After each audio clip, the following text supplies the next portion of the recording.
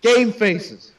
Face. Welcome to the new RPU channel. I'm going to be talking about what the 500 player map, the Age of Redemption is. I'm here with Desolator General. You may remember him from the Fallout videos. The 500 player map, Age of Redemption, is about the aftermath of a war between the United States, the EUF, which is a militarized form of the EU, and Russia, and all the allies and nations that they dragged in, which encompassed the entire world, creating World War III after a bloody 40-year war on June 6, 2066. Nuclear bombs were launched and everyone followed in kind. Luckily, due to prevention measures, it was not enough to wipe the sterilize Earth completely. It still wiped out most of the population. We're down to 1% of the population before the war. And yeah, basically at this point, people are starting to emerge after the nukes have fallen, and they're starting to rebuild societies, and that's where you start as a player. You build your society. You can be a corrupt dictatorship if you want. You can build a republic. You can be a raider faction if you want. You can be a pirate. You can pretty much be anything you want. Or you can be something incredibly cringy. If you're incredibly cringy, I will invade you. Just a heads up. No, he won't. He'll say, please don't be cringy, and you will continue to be cringy, and he won't do anything, because he'll get someone else to do it. I'll try. I try to be nice. I'll give you one or two warnings. You didn't do anything about Scotland! And then I'll invade you. You do anything about Scotland? Meh. He was a tough motherfucker to invade. I don't know if he was using GM or not, but he was a tough nut to crack. Yeah, I didn't bring a nut cracker. Anyway, back to the game. Risks and challenges of this lovely roleplay. Seeing as this will be the first 500 player map that has ever been done, there's a high chance that there'll be plenty of problems, but to address this, we're lucky to have Alex waste dozens and dozens of dollars to police this old roleplay. Yep. The only thing that'll stop him is if someone begins spam trolling the game, but because Supremacy finally got actual alt detecting technology, spamming a game with alts no longer works, but that still won't stop people from, let's say, spreading the password around. But of course, you'll get maybe one or two in, and that's it. The passwords I'm going to be changing about once a week, so good luck. You don't need to change it once a week. Just change it right after everyone joined. That's what I did with CIK. After someone got some trolls in, I got Turk to change the password, and nobody else ever got in because I didn't let anyone else know the password. Well, yeah, fair point. All right, well, sorry, back on track again. But let's go ahead and real quick go over some of the basic mechanics in place. So one of the big ones is going to be that there's colonies on this game. So pretty much anything in the southern hemisphere is going to be a colony. Now what happened was due to thermal effects, hot goes to cold, cold goes to warm. A majority of the nuclear warheads fell in the northern hemisphere. And because of that, it created a hot zone where, well, let's face it, nukes are hot. And because of that, all that hot air slowly dragged, including the nuclear radiation, a large portion of it to the south. And then the south brought a lot of cleaner air up to the north, and so on and so forth, via exchange. And when all is said and done, it resulted in the south being more radioactive in the end, as the dust and the radioactive particles settled in the south more than the north. That's my reasoning I came up with for that. That's what I got. And so yeah, around day 20, you're going to see the first colony start unlocking. For those who may have real life circumstances dragging them down and they won't be able to make it for the entranceway into the game, you may be able to start in the southern hemisphere, but that'll only be after colonies are. Yep. So you have a fair shot, because nobody in their right mind is going to send, let's just say, the entire army of North Germany to South America. That would just be foolish. So you'll have a shot to be able to be on equal terms. Yes, though you'll have to, of course, figure out what you're going to role play, because Africa will be a literal hell. Africa and South America, and especially Australia, will all be hell zones. So you have to be a little creative if you decide to go there. Usually, you'll probably wind up having mutants of some kind, or maybe army of clones. Someone did that in the old Fallout roleplay. They got really creative and for the Congo, they did this weird clone army thing. Actually, it was actually pretty creative. But then two players, I'm not going to name people, two people. Oh, this actually leads me into my next encouragement. Not exactly a rule, more like a guideline. When you're going about sending personal messages, private messages to other people in game, try to keep it roleplay-esque. Don't just treat it like you would in a normal game and say things like, "Hey mate, wanna not roleplay, wanna ally, wanna trade," things like that. Try to be. I know it might be a little hard, but try getting a little bit creative with it. And if you really can't, do like just talk to them over Skype because I'm gonna say it myself. If I go spying on someone, and I probably won't be doing that this game because I'll be away from everyone. But if I go spying on someone and I just see a horde of poorly brought together messages between each other, it's just very disheartening. I agree. I mean, if you and the other person are all for it, that's cool. But yeah, because look out for people you don't know. Yeah, because I mean, like if I send you a message saying, a NGR scout has arrived. He bears a message, bloodied from his encounters and fighting off raiders on his way en route. But finally, after weeks of traveling, he's managed to reach the Spanish capital of Madrid. He carries a letter from John Rommel that states that Rommel? Due to the rising... Did I just see Rommel? You've done this 4 times, Alex. I want you to be original. I may be recycling my idea, but I'm changing the fucking names. I'm changing large parts of it, but I need to be able to recycle some because... Use a Hitler. Not all of them were bad. I'll get banned. I'll get instant ban. What are the Hitlers were in the American army? They're not all bad.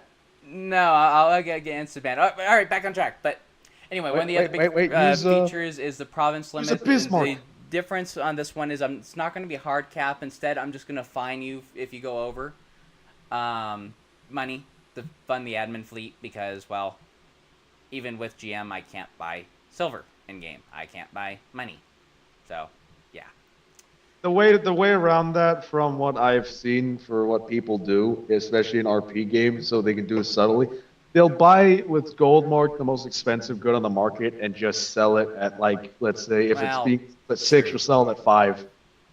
I mean, and if you're really dumped and you have like over 400,000 GM to fuck around with, that's what you can do just to alleviate that problem if everyone's being a good boy and or hermaphrodite and or transgender, non-binary, all that special snowflake stuff. Alrighty, I just offended at least one person, but that's cool. Yeah, that maybe. We're not here to offend anyone, just a heads up. Anything that's said is, well, in good nature. Another fact I'm going to say that's different compared to previous games is landlocked colony. So what I will do is if you send 100k, 150k, or 200k, I will give you the infantry or armed cars in that region to control. And I'll give you at least one province to start a colony. Even if you're landlocked, I'll give you that option. And I'll leave it to you to create the reason why they're there, and it better be a good reason, otherwise I'm not going to accept it, but it will give you that support. Aside from that, the rules are pretty simple. No gold mark. Be reasonable with PvP. You gotta give them a chance to surrender. So I can get them out of there and give them the safe place. I'll actually once a day if possible. Let me chime in here real fast, since I was pretty much like almost over. Actually, all of my wars up until I eventually invaded my first AI were all player-based. So I'll go ahead and say, yeah, I know for a lot of people it's going to be hard to just kind of hold back on players. But know just one thing. When you're going to go fighting someone, just have a good reason for it. Role play it well.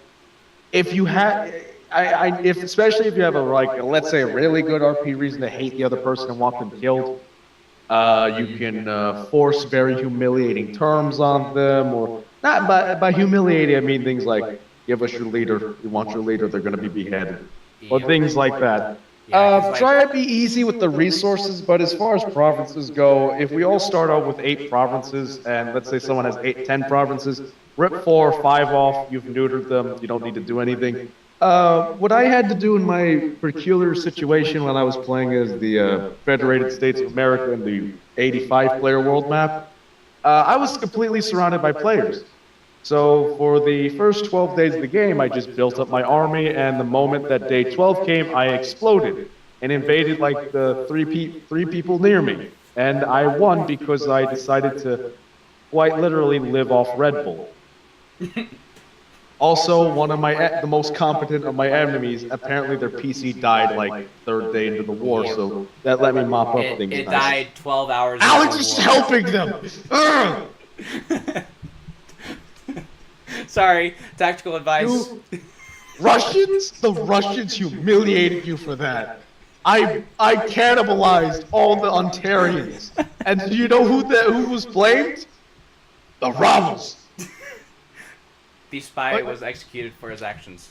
He failed the German state miserably. That was a slaughter. 20k losses to 80. We're getting off topic. So when I fought these 3 people, and I winded up inevitably defeating them because I had a little help from my southern neighbor in terms of trade. I all imposed humiliating surrender terms on them, and I was going to forcefully reshuffle their land, so my borders would be nice and pretty, and I would they would all look like Palestine and Israel first draft, which is all messy. Border gore. I'm kidding about that part. Don't actually do that. That's really mean. But I almost did that. Oh, but yeah. But yes, it's okay to cut your enemy down, especially in the early phase of the game. Cut them down, and if you are inevitably cut down, don't worry. Someone else is going to pick a fight with the person who beat you up, and you'll get your time to strike back. Just have to bide your time. It could be. If worse comes to worse, if you really hate what your new position is, you can always rejoin. Or just talk to me, and I'll help you get set up somewhere else. If you're really persistent and you don't want to rejoin the game, you can be like our Spanish player last game, which was God Save the Queen, who literally migrated from the Spanish continent to Nigeria. He didn't rejoin the game, he actually migrated. Yep. And that I might be willing to allow, because that is somewhat reasonable before colonization. Now, don't get me wrong, you gotta be really good. Like, for example, Dezo, how was God Save the Queen as an RPer? He's little DFC. If any of you know how Desert Fox Commander is with his articles, you get the same intensity and passion out of God Save the Queen. It's not as refined as DFC's is, because DFC's been doing this for a few more years than God Save the Queen is. And the God Save the Queen is like 16. Like, I'm amazed he's that good. He RP's like someone in that who's over 18, close to 18 or close to 20. Yeah, I mean, I was impressed. amazing. I feel bad for his leader, but we'll avoid that. I was gonna rape his leader, I swear to God. Oh my God, I swear, Rommel, God, Hawshire's leader, whatever his name was. Hawshire, oh man, I wish we're getting off topic. So yes, if to be honest, PvP is very good in role plays. It's just nobody's able to take being defeated. Like, I'll say this right now, I'm a sore loser. I hate losing. Really kills my drive to RP. But in that game, when I was thinking that I'm going to take on 3 people, I said, if I die, I'm going to go down posting articles about what happens until the very end, and then I'm going to go respawn somewhere else. That's how I thought of it. And since I was fighting 3 people, it wasn't like I was giving one. Hold on, Alex. Sorry. Go ahead. Since I was 8 provinces and I was fighting 3 people, almost 4, I could. It wouldn't be like I was throwing the game and giving someone 8 provinces. So, oh, that reminds me, Alex. Have you learned not to say provinces? Province. Okay, good. You're learning. You've learned. But yes, I can't remember who it was that got me infected with that, but someone might. Probably someone who couldn't speak English.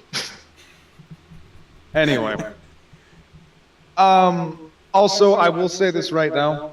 For those of you who remember the Fallout game or were spectating that, if anyone tries to sell their entire country out because of roleplay reasons, that's very bad. Don't ever do that again. Like the next time someone does that, Alex is gonna flip shit. If any for a little background, France and Spain negotiated to have like a short RP war where Spain would lose like his entire fucking country, without his entire country, and that's where he winded up moving to Spain. No, not Spain, to Nigeria.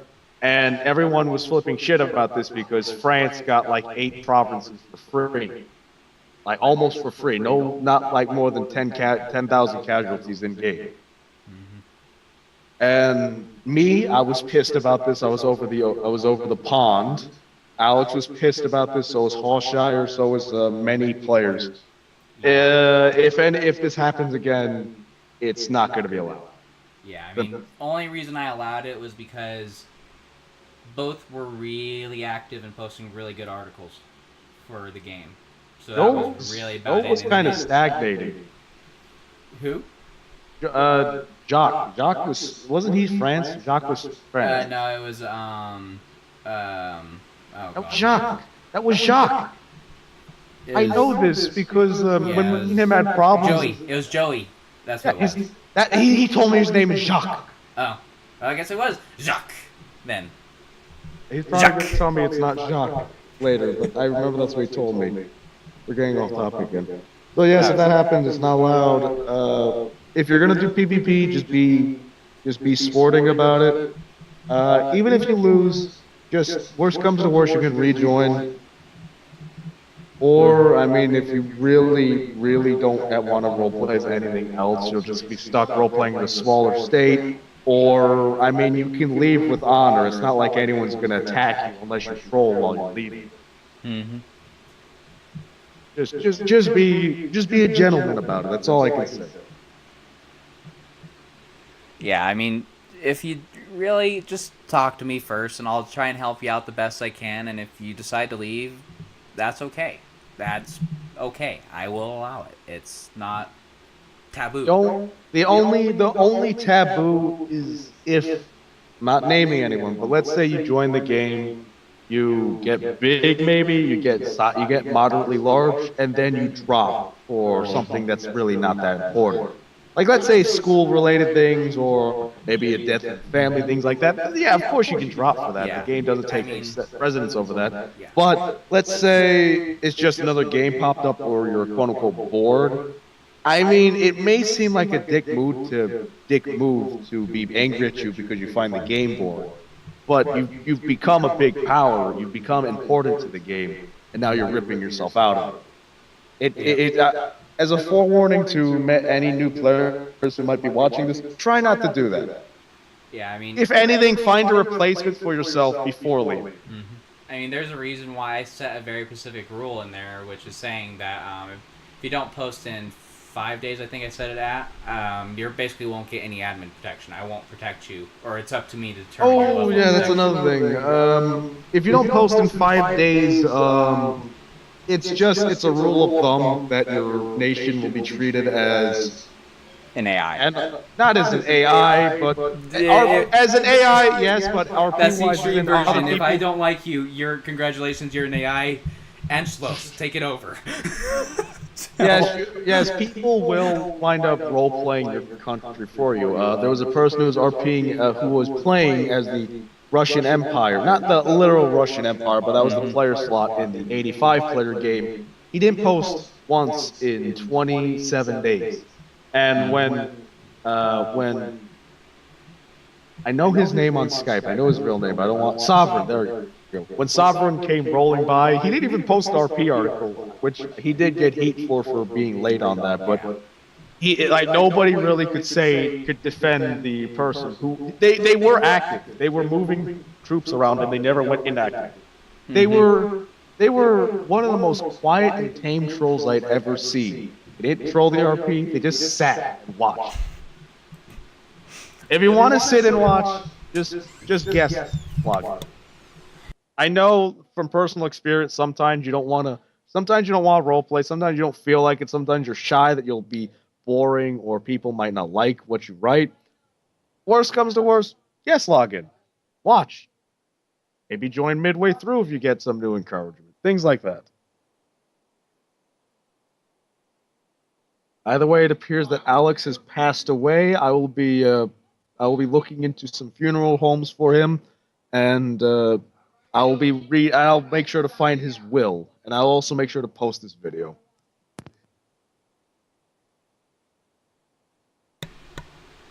Sorry, I got interrupted by kids there. Okay, never mind. Alex is Jesus. He's back. Yeah. All right. Oh, fun stuff.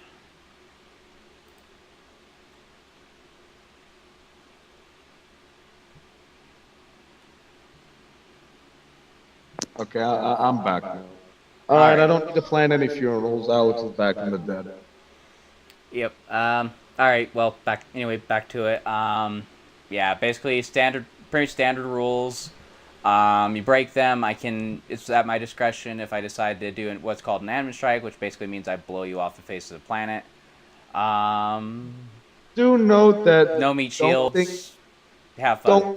Don't think that these powers will be used very liberally. Yeah. It actually takes a lot for not Magnum, for Alex here to do it. Big example in the Fallout roleplay, Magnum had somehow been able to get 8 or 10 harbors in his country at like day 6, like the soonest day you could get harbors, like day 6 and 7. He was able to have. The only reason he was saved was because his counterpart did the same exact thing. Yes. So there was also other points in time where, for instance, when Magnum did actually use GM because he was fighting a war with Hawk, and Hawk had tactically destroyed him in a surprise attack. Magnum actually had gold marked some military units out of anger. And even then, Alex didn't nuke him off the map, even though many people were calling the harbor. Magnum sent receipts. He showed how he purchased it. No, I'm talking about when he used Goldmark to spam some units because Hawk destroyed him. Yeah, that one was GM. Actually, I rewind a little bit. Hawk retaliated and destroyed the harbor before Magnum could spam more. So Alex decided to not do anything because he'd have to punish both, and it seemed that both already resolved the problem because both were severely damaged. Yeah, pretty much. I said for anything else from either one of them, they could sneeze the wrong way, and I would have blown them off the face of the map. Off the face of the map. Yes. Not cool. Important thing here is if someone is using Goldmark, don't be a vigilante because it will. I'll say it like this: it'll void your warranty. Yeah, it voids your warranty. I will not. Now. Congratulations, you're dealing with that. I'm not coming in with the Knight of Shining Armor Act and sending in the admin forces when you both do it, or I'm sending in to take out both of you. I'm not. I can't. If you both use Goldmark, you lowered yourself to the same level. I'm stuck. The most Alex can say is just stop, and then whoever does it again will get it. Outside of that, send me a screenshot. Quick, I'll just go do a quick run through of this. Province limit, because land grabbing is a thing, and good role player, bad role player, troll, and all of in between do this. Mm-hmm. Because of how expansive this game is in terms of land, Alex will be allowing a province limit. Let's say you'll start off with 10 provinces, then they'll 24 to start. Well, you get a lot of room to start. You got a lot of room to start. Wow. Yeah. Well, that's good. Okay, that's going to be a lot. A lot of people are going to be expanding like early. Yeah, but I'm also still have the 14-day peace period, so players don't just day one start knocking each other out. But I will say I was hoping you wouldn't do that because I was so pissed that I had to wait till day 12. Yeah. Well, put it this way: if I don't, it's going to be a WCD, Deso, Sovereign, and Pignons game. Because we'll wipe everyone else off the face of the planet or vassalize them. Oh yeah, that's another thing. You can vassalize people, and I'm gonna ask you this right now, Alex. I think you should allow communist states to exist again. I did not put a rule in there. Oh, I guess I did. Yeah, I'm thinking I'll game. modify that rule. We didn't have any problems with vassals last game, so let's see what happens this time. That's another thing. Don't be too trigger happy with the vassalizing thing. Though I will say this, it can be special circumstances where you can do things that are similar to that. For instance, when I was playing as super mutants, when I defeated my enemies and they were not able to fight at all, like their armies were completely gone, I would force NRP on them that I'd force their populations to become super mutants. This is a bit harsh, but I did this not because I want to be winning the game, physically. It's because it's good RP material, and it was what I wanted in RP, which was to secure the continent for safety of super mutants. So if you happen to have a similar situation, which I doubt maybe one or two people might, because most people are too shy of having a quote-unquote different species be your starting, or mutants, because not many people can pull it off in a way that isn't cringy. I'm also very, very picky for that reason. That's one last thing. For anyone who might wonder, well, how can you become unmutant then? Well, you pretty much have to lose a war, and then the person who wins the war against you, you basically become like their pioneer. You become the people that are coming there as pioneers. Like, let's say if a German boy over here killed me, or killed the Canadian section of the Canadian mutant section of the continent, the people there would be German pioneers, settlers, things like that, coming to resettle what was all mutant land. Yep, and I will say that the mutants in this game are a little different than Fallout. This lore's following, they're basically primitive versions of the European ones that came out. The Europeans basically did genetic experiments, so on and so forth, and they got down and they came out with the Beschützer program. The French. Oh crap! I can't pronounce that word right now. I will. Just use Google Translate. Use the Google Translate lady. She's sexy. Yeah. Let's see here. And I'm looking for French.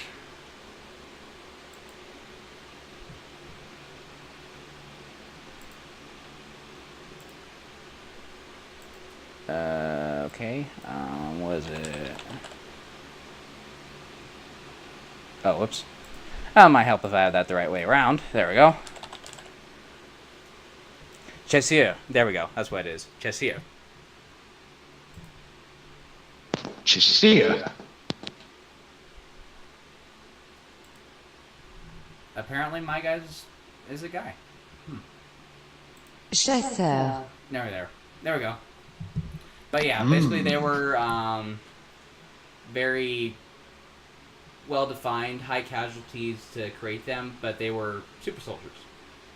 The Americans came out with a counter one, but without the research and time that the Europeans had. Their version was a lot more primitive. They were considered to be bulky, strong, as dumb as a rock, and super, super strong, but they lost their mind in the process. They lost their training. They were... They became feral. They became feral is another way to put it. More or less, they were treated like dogs than warriors.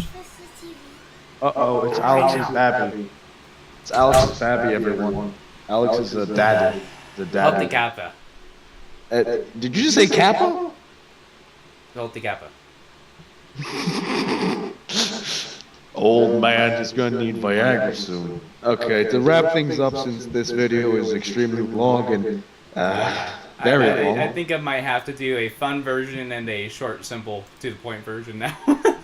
Yeah, you're gonna need to. You're fucking shit. Okay. The final thing. When it comes to what you will be role playing as, be creative. You can do anything you want, just don't be too crazy and be serious. As in, don't fucking have Sonic the Hedgehog species in Siberia. I will come to you. Yeah, I mean, Come to basically, you and break your PC. I swear. my biggest thing is going to be explain how. If you can give me a good, rational way explaining how it happened, chances are I'll accept it and I'll take it. Unless it's something way off base, then you're good. I mean, just oh god. Final note. Final note before we go to the straight to the point version. Aliens are not allowed. I'm sorry, don't even mention aliens. It's too delicate of a topic. It can utterly ruin the roleplay for other people. Yeah. This is a 1914 World War One game. You can't put them in. There's no way we can put them in. Maybe if it's we'll say there's an event you're gonna like that involves drop pods, but no aliens. No, they did not. They never happened in this, as far as this universe is concerned. It did not happen. Maybe if you get, like, let's say more than 7 people to be okay with it, then maybe you can have something minute, but don't go like and it goes through me first. Okay, yes, it will go through admin boy over here.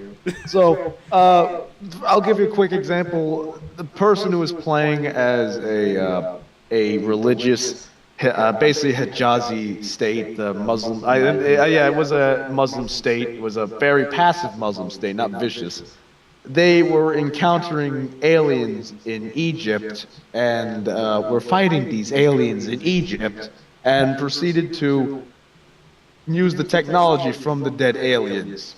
I'm not making this up. This was actually what happened. They were fighting aliens. That's how they RP'd fighting AI Egypt. Don't do that. Yeah. Don't do that, goddammit. Raiders. Not Terrorists. Don't say Those are your raiders. Don't even say things. raiders. Just say locals, if anything. Don't spam the word raiders. Raiders is it is a synonymous True. I word mean- with many things, but I mean, don't really- use the same term for everything. I mean, I honestly, please name your raiders. I'm dead serious. Just a simple name makes it so much more believable. The White Hand. Because Black Death, people whatever. who literally will say, we are killing raiders in this region. We are restoring peace to this region. We are settling this region. There is important resources in this region. We must kill the raiders there. Okay. It gets grating, people. Yeah. And now do this fucking super fast version. Go. Okay. I'm going to try setting a speed record for talking here. I'm going to end this recording, and there we go. Oh, come on, OBS. There we go. And once again, thank you for doing this, signing on, and this will be up shortly. And let's